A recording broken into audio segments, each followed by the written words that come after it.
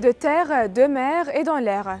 La bande de Gaza est de retour sans un instant de cessez-le-feu, alors que les frappes israéliennes s'intensifient et que les massacres continuent de comptabiliser le nombre des civils touchés.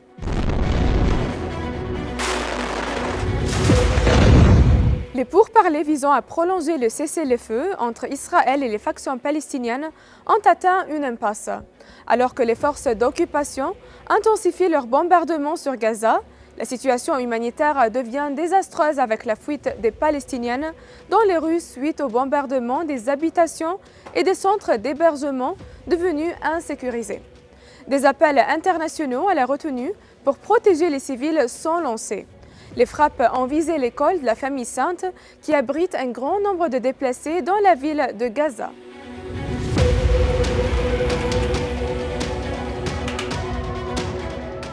Parallèlement, les forces d'occupation ont fermé les routes reliant le nord et le sud de la bande de Gaza, exigeant l'évacuation de la ville de Khan Younes et le déplacement vers Rafah en Palestine, qualifiant Khan Younes de zone de combat.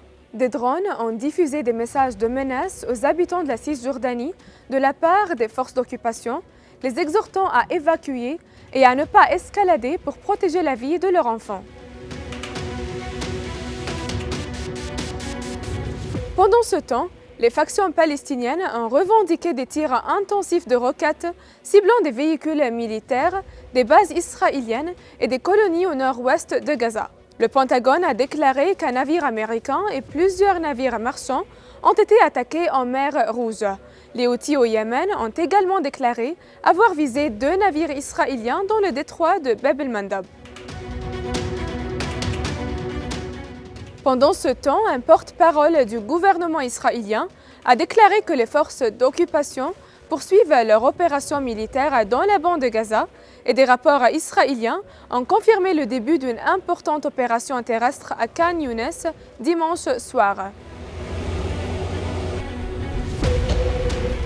Pendant ce temps, l'Organisation mondiale de la santé a qualifié les attaques et la violence en cours de la région de Gaza de terrifiantes, mettant en garde contre la poursuite des actes de violence et des bombardements.